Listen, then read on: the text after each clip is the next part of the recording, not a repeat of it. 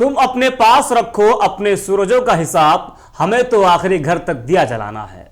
मशहूर शायर वसीम बरेलवी साहब का यह शेर हमारे आज के मेहमान पर सटीक बैठता है। नमस्कार, मैं आपके साथ अब्दुल करीम और आप देख रहे हैं भारत प्राइम 24।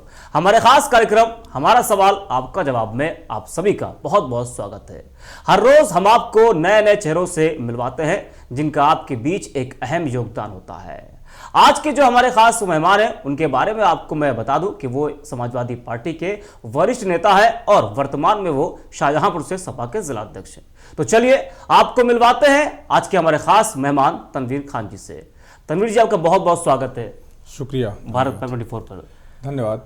तनवीर जी, जिस तरीके से जो हमारा जो ये कार्यक्रम है हमारा सवाल आपका जवाब, जितने भी मेहमान हमारे आते हैं तो उनसे तमाम सवाल होते हैं हर मुद्दे को लेकर, लेकिन जो हमारा पहला सवाल होता है उनके बारे में जानना कि दर्शकों को आप बताएं कि आपका जो पूरा ये सफ़र रहा है, चाहे वो पॉलिटिकल सफ़र हो या कोई भी सफ़र रहा हो, तो कैसा रहा, उसके बारे में आप जरा बताइए। सफ़र सभी के आशीर्वाद से, दुआओं से अच्छा रहा और 1988 से लगातार हमारा राजनीतिक करियर रहा है। 1988 में छात्र संघर्ष समिति और उसके बाद 1989 में जनता दल से माननीय मुलायम सिंह यादव जी के साथ सफ़र रहा है। शुरू हुआ था जो राजनीतिक करियर की शुरुआत हुई जनता दल से हुई, फिर जनता दल टूटा। 1991 में दो भागों में हुआ, जनता दल सा हुआ, समाजवादी जनता पार्टी उसका नाम हुआ। तो हम माननीय मुलायम सिंह यादव जी के साथ ही रहे। फिर समाजवादी पार्टी का 92 में गठन हुआ, उसमें हम युवजन सभा के नगर अध्यक्ष रहे और उससे पहले 91 में समाजवादी जनता पार्टी या जनता दल सा, तब युवा समाजवादी जनता पार्टी के हम नगर अध्यक्ष रहे। और जब सपा बसपा गठबंधन की सरकार समाजवादी पार्टी की बन गई 1993 में, तब हम समाजवादी युवजन सभा के जिला अध्यक्ष हो गए थे 1994 में। 1994 से लेकर लगातार 6 साल युवजन सभा के जिला अध्यक्ष रहे। सन 2000 में हम नगर पालिका परिषद के शाहजहांपुर के चेयरमैन बने। 2 दिसंबर 2000 को पहली शपथ हुई और उसके बाद बीच में विषम राजनीतिक परिस्थितियाँ, विपक्ष में हम थे। भारतीय जनता पार्टी की सरकार थी। मौजूदा जो आज मंत्री हैं संसदीय कार्य मंत्री, यही उस वक्त भी शायद नियोजन राज्य मंत्री थे। उत्तर प्रदेश में सरकार में भारतीय जनता पार्टी की सरकार थी। तो उस समय 2002 में हमें बर्खास्त करा दिया गया था। इन्हीं मौजूदा मंत्री ने बर्खास्त कराया था। और उसके बाद 2002 में ही हम समाजवादी पार्टी के शाहजहांपुर के नगर अध्यक्ष बन गए थे और लगातार 2012 तक हम नगर अध्यक्ष रहे पार्टी के। और उसके बाद 2004 में हम माननीय उच्च न्यायालय से बहाल होकर आए, जब 2002 में बर्खास्त करा दिया गया था। और 2006 में दूसरी बार नगर पालिका परिषद का चेयरमैन जनता ने चुना सभी के आशीर्वाद से। 2006 के बाद 2012 में चेयरमैन बने नगर पालिका परिषद के और समाजवादी पार्टी के जिला अध्यक्ष हम 2014 में बनाए गए, जब से लेके अभी तक लगातार। और उसके अलावा 2017 में हमारी माताजी चुनाव लड़ी, शाहजहांपुर से नगर पालिका परिषद महिला सीट थी, उसमें भी हमारी माताजी को कामयाबी मिली, भारतीय जनता पार्टी के प्रत्याशी हारे। और उसमें भी बदले की भावना से आज के मौजूदा मंत्री जो सुरेश खन्ना जी हैं, उन्होंने नगर निगम बनवा दिया। उत्तर प्रदेश में पहला चुनाव के बाद एक ही नगर निगम बना, उससे चुनाव से पहले 2 नगर निगम बनाए गए, उसके साथ शाहजहांपुर को नहीं बनाया गया। चूंकि हम लोग जीत गए, समाजवादी पार्टी की जीत हो गई, इसलिए नगर निगम बनाया गया बदले की भावना से। तनवीर जी, छोटे बड़े कई पदों पर आप रहे, आपने पार्टी की सेवा की और वर्तमान में आप पार्टी से जिला अध्यक्ष हैं यहाँ से आप। तो आपने अपने कार्यकाल में समाजवादी पार्टी को शाहजहांपुर में कितना मजबूत किया है और कितना आपको लग रहा है कि हाँ, जब से मुझे जिलाध्यक्ष का पद मिला है, जिम्मेदारी जो मिली है, मैंने अपने कार्यकाल में पार्टी देखिए, सबसे बड़ी चीज़ है कि जनाधार, पार्टी का जनाधार लगातार बढ़ रहा है।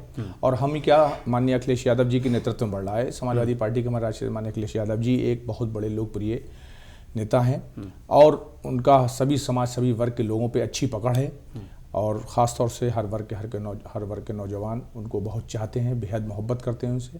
आज पार्टी का जनाधार पूरे प्रदेश में बढ़ा है और शाहजहांपुर में भी गिराफ। इससे ये साबित होता है हम जीत नहीं सके, लेकिन यहाँ पर प्रदर्शन जनपद शाहजहांपुर के अंदर सभी 6 सीटों पर बहुत अच्छा रहा और कुछ बहुत कम मार्जिन से चुनाव हारे। 1 लाख से ऊपर वोट हमको मिला।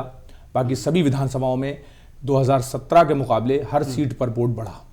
वोट बैंक की तादाद, परसेंटेज वोटा प्रतिशत हमारा समाजवादी पार्टी का बड़ा है और काफ़ी जनाधार बढ़ा है। और इसलिए भी कि जब भी हमारे किसी कार्यकर्ता पार्टी के नेता पदाधिकारी पर कोई भी मुसीबत होती है, पुलिस जुल्म हो या जो भी उनका उत्पीड़न होता है, तो समाजवादी पार्टी साथ होती है और हम खास तौर से उनके लिए इंसाफ दिलाने के लिए लड़ाई लड़ते हैं और ये जनता के सामने है, कहीं छिपा नहीं है इस बात से। आपने कहा कि जीत नहीं सके यहाँ से। हाँ, जीत नहीं पाए। तो क्या मजबूरी क्या है और क्या वजह थी? क्योंकि देखिए आपको लगातार पार्टी ने 3 बार यहाँ से जो है 3 बार टिकट लगातार दिया। ये उसके बावजूद भी जीत अखिलेश हासिल यादव हुई। जी का तो हम बहुत एहसानमंद हैं कि उन्होंने 3 बार हमको यहाँ से लड़ाया। लेकिन हर बार मेरा वोट बैंक बहुत बड़ा। पहली बार हम लड़े थे तो 65,500 वोट मिला, दूसरी बार लड़े तो लगभग 82,000 वोट मिला, अब की बार लड़े तो 1 लाख से ऊपर वोट मिला। तो जनता प्यार अपना लगातार दे रही है। अब कुछ परिस्थितियां, विषम परिस्थितियां या ऐसे समीकरण बन जाते हैं जहां पर थोड़ी कमी रह गई जिससे हार हो गई, और मैं समझता हूं उन कमियों को आगे सुधारा जाएगा तो इंशाल्लाह आगे जीत होगी। आगे जीत हो। बात करें अगर हम आज की सरकार की, लखनऊ में इन्वेस्टर समिट हो रहा है और करोड़ों का वहाँ पर निवेश हो रहा है। नरेंद्र मोदी जी, राजनाथ सिंह जी, आनंदीबेन पटेल, तमाम नेता वहाँ पर मौजूद थे और उसमें ये कहा गया कि उत्तर प्रदेश को बढ़ाने में जो योगदान रहा है वो इन 5-6 सालों में ज़्यादा मिला है। और पीएम ने कहा कि योगी आदित्यनाथ को इन 5-6 सालों में यूपी को काफी ज्यादा बदला। देखिए अब निवेश कराना शुरू कर दिया है। चंद उद्योगपतियों की बैठकें करा के उनसे कहा जा रहा है कि निवेश कराइए। तो ये सब एक भारतीय जनता पार्टी की सोची समझी साजिश है और चंद उद्योगपतियों की भारतीय जनता पार्टी है। इसमें मध्यम वर्ग और गरीब लोगों को कहीं लाभ मिलने वाला नहीं है। लेकिन रोजगार की बात उसमें की जा रही है कि जो कंपनियां आएंगी, विदेशों से कंपनियां आ रही हैं, देखिए विदेशी कंपनियां एस्टेब्लिश होंगी यहाँ पर, तो रोजगार बढ़ेगा। रोजगार तो छीना जा रहा है। रोजगार बजाय देने के लगातार भारतीय जनता पार्टी छीन रही है। हम लोग क्या, जनता इन पर इनका जनता का भरोसा इन पर से उठ गया है। जमीन इनकी पूरी तरह से खिसक चुकी है। 2024 करीब है, इसलिए ये जनता को पूरी तरह से लोकसभा के चुनाव के मद्देनजर लुभाने की कोशिश कर रहे हैं और हमेशा झूठ बोलते चले आए हैं। इनकी कथनी और करनी में बहुत बड़ा फर्क है। समाजवादी पार्टी की सरकार जब बनी, जो वादे जनता के बीच किए गए उन वादों को हमेशा पूरा किया। चुनावी घोषणा पत्र में सरकार बनाने से पहले जो भी वादे किए, जब सरकार बन गई तो चाहे नेताजी माननीय मुलायम सिंह जी रहो और चाहे हमारे माननीय अखिलेश यादव जी मुख्यमंत्री रहो, हमेशा जनता के से जो वादे किए उनको पूरा किया। लेकिन भारतीय जनता पार्टी ने अभी तक कोई वादे पूरे नहीं किए। रोजगार के नाम पर आप देख रहे हैं 2 करोड़ हर साल रोजगार देने की बात की थी भारतीय जनता पार्टी की सरकार ने, तो कितना रोजगार अब नौजवानों को मिला है और बल्कि निकाले जा रहे हैं लगातार।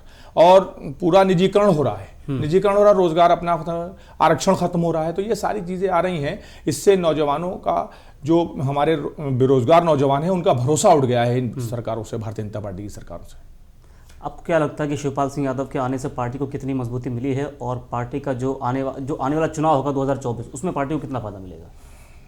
पार्टी में ये तो हमारे राष्ट्रीय अध्यक्ष जी माननीय अखिलेश यादव जी का फैसला है और समाजवादी पार्टी मजबूत थी, मजबूत है और आगे भी मजबूत रहेगी माननीय अखिलेश यादव जी के नेतृत्व में। फायदा ही फायदा होगा। आगे जितना भी जुड़ते जाएंगे पार्टी को फायदा होता जाएगा। हमारे माननीय अखिलेश यादव जी बहुत मेहनत कर रहे हैं, हर जिले में खुद ही जा रहे हैं, जमीन पर काम कर रहे हैं। लोग कहते हैं, तरह तरह के आरोप लगाते थे, लेकिन वो आरोप बेबुनियाद हैं। आप लोग सभी जानते हैं, देख रहे हैं लगातार कि किसी ना प्रदेश में, किसी ना किसी जिले में, और यहाँ तक कि प्रदेश से बाहर तक समाजवादी पार्टी का गठन कर रहे हैं और संगठन को मजबूत कर रहे हैं। आपके नेता हैं स्वामी प्रसाद मौर्य, जो पहले बीजेपी में थे लेकिन जब से समाजवादी पार्टी में आए, तो उनका जो बयान है इस टाइम रामचरितमानस को लेकर, वो काफ़ी ज़्यादा इस टाइम सुर्खियों में है। उसको आप किस तरीके से देखते हैं? और जो बीजेपी है वो कह रही है कि जो है देश की छवि खराब करने का समाजवादी पार्टी प्रयास कर रही है। देखिए, वो अपना उनका ढंग है, किस तरीके से उन्होंने कहा है, और ये हमारे माननीय हाईकमान समाजवादी पार्टी का अपना जो भी है, हम इस पर नहीं जाना चाहते। लेकिन भारतीय जनता पार्टी कुछ चीज़ों को जो सही होती है उसको भी पूरी तरह से जनता के बीच उनको गुमराह कर बलगलाने की कोशिश करती है और तोड़ मरोड़ कर बयानों को पेश किया जाता है। भारतीय जनता पार्टी पेश करती है। समाजवादी पार्टी की मंशा, समाजवादी पार्टी सबकी है, सभी को साथ लेकर चलने वाली पार्टी है। कानून व्यवस्था की भी बात आज मोदी जी ने की है कि इन 5-6 सालों में बेहतर कानून व्यवस्था अगर किसी ने दिया है तो वो है उत्तर प्रदेश के मुख्यमंत्री योगी आदित्यनाथ। देखिए, पूरे प्रदेश के अंदर आप हालात देख रहे हैं, रोज हत्याएं, बलात्कार, लूट, छिनैती, तमाम जो है जुर्म होते चले जा रहे हैं। और अपने जनपद शाहजहांपुर में ही देख लीजिए, कोई दिन ऐसा नहीं जाता है जिस दिन देखने को ना मिलता हो कि लूट, हत्याएं लगातार। इधर इसी महीने नए साल पे ही कई हत्याएं हुई हैं जनपद शाहजहांपुर में। तो ये फिर कैसा, लॉ एंड ऑर्डर बिल्कुल खत्म हो चुका है। लॉ एंड ऑर्डर नाम की चीज़ नहीं रह गई है भारतीय जनता पार्टी की सरकार में। बिल्कुल खत्म हो चुका है और जनता बहुत परेशान है। जनता को इस सरकार में इंसाफ मिलने वाला नहीं है।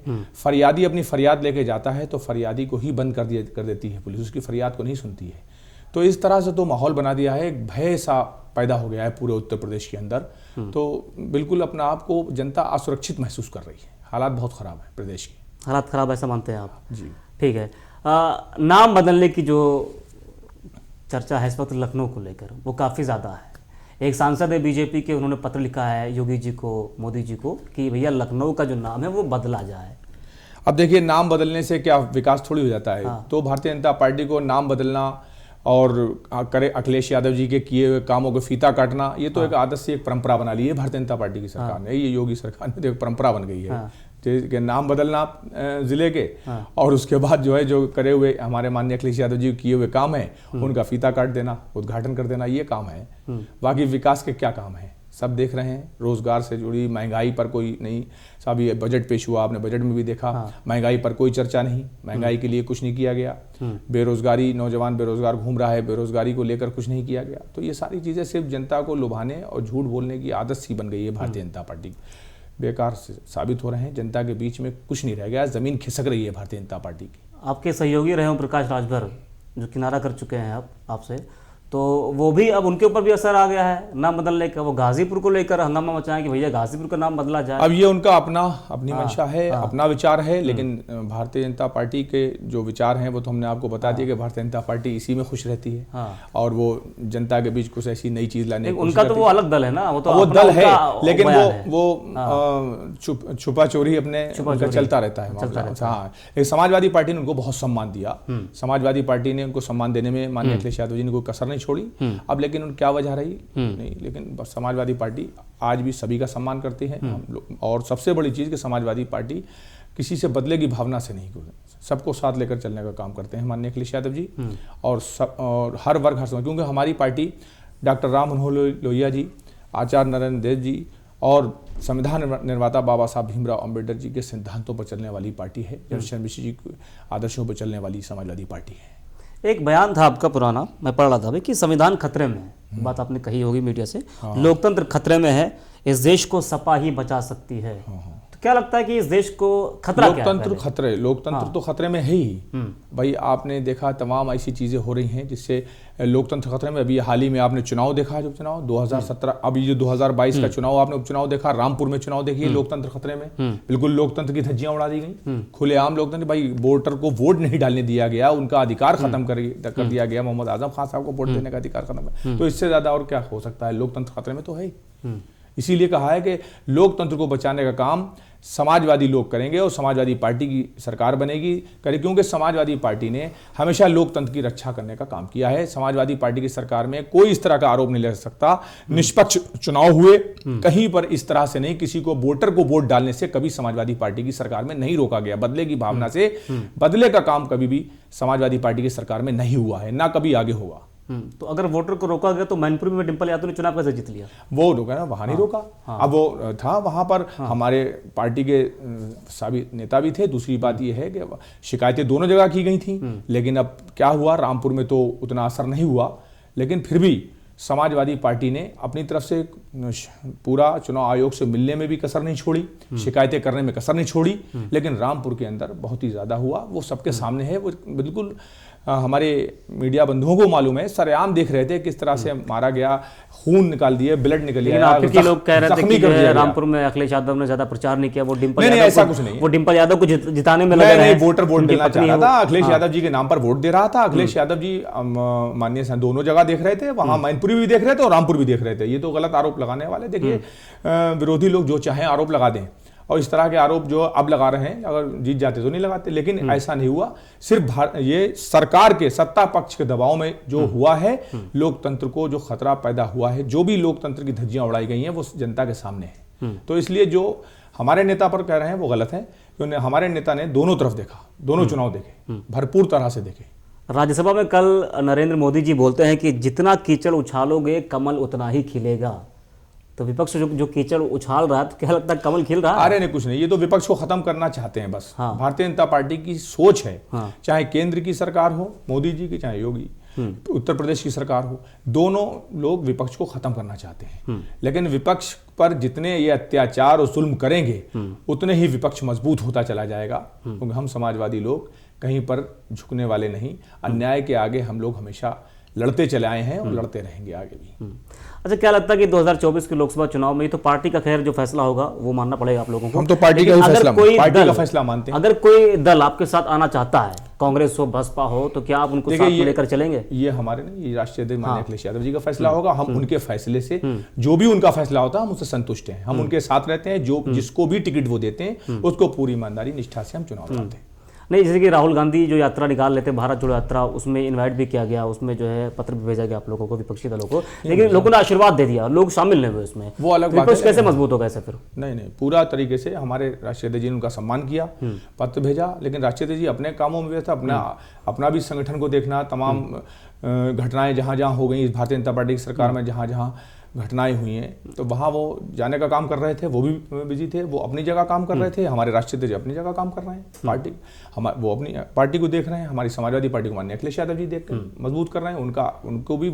उनके भी समय कम है, व्यस्तता बहुत ज्यादा है। जनता के बीच वो भी लगातार जा रहे हैं, लगातार हर सुख दुख में लगातार आप रोज देख रहे हैं कि रोज पहुंच रहे हैं वो। तो इसलिए समाजवादी पार्टी माननीय अखिलेश यादव जी बहुत स्ट्रांग पार्टी अब हो गई है, और प्रदेश से नहीं अब दूसरे प्रदेशों में भी मजबूत होने जा रही है। दूसरे प्रदेशों में भी समाजवादी पार्टी क्या संगठन मजबूत हो रहा है, बनाया जा रहा है। संगठन को में जोड़ने का, पूरे देश से लोगों को संगठन में रखने का काम माननीय अखिलेश यादव जी ने किया है। राष्ट्रीय कार्यकारिणी का जो गठन किया है, अभी जो विस्तार हुआ है, उसमें कई प्रदेशों से, देश के कई प्रदेशों से पदाधिकारी बनाए गए हैं। ठीक है, आपका बहुत बहुत धन्यवाद जुड़ने के लिए हमारे साथ। तो ये थे शाहजहांपुर से जिला अध्यक्ष सपा के तनवीर खान जी, जिनको आपने अभी सुना। तमाम सवालों के उन्होंने बेबाकी से जवाब दिए, और मुझे पूरी उम्मीद है कि आपको ये कार्यक्रम ज़रूर पसंद आएगा, और अपने अगले कार्यक्रम में आपको हम मिलवाएंगे एक नए चेहरे से, नए मेहमान से। आप बने रहिए भारत में 24 के साथ। धन्यवाद आपका।